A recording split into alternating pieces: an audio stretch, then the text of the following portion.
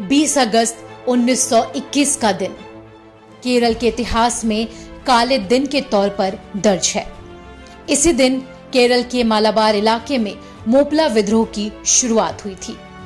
ये किसी से छिपा नहीं है कि महीनों तक चले हिंदुओं के योजनाबद्ध नरसंहार में तथाकथित मोपला स्वतंत्रता सेनानियों ने 10,000 से ज्यादा हिंदुओं की हत्या की थी।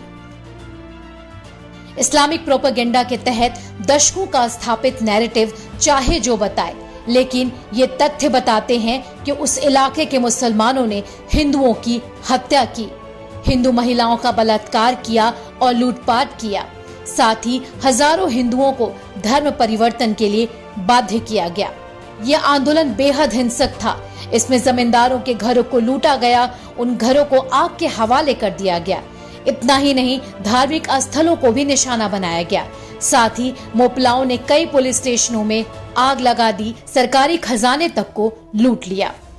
वहीं 19 नवंबर 1921 को 100 मोपला विद्रोहियों को ट्रेन के जरिए मालाबार से कोयम्बटूर भेजा जा रहा था।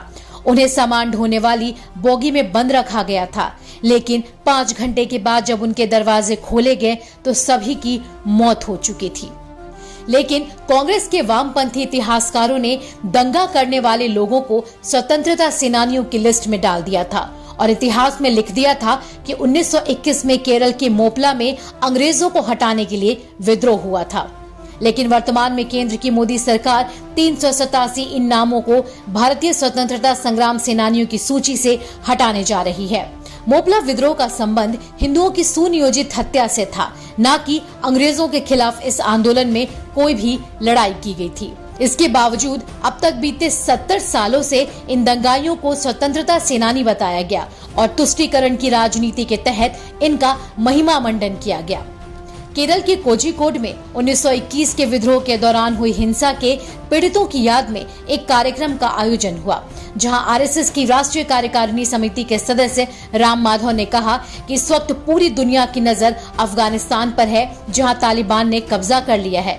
उन्होंने कहा कि मीडिया अतीत में तालिबान के अत्याचारों की याद दिला रहा है।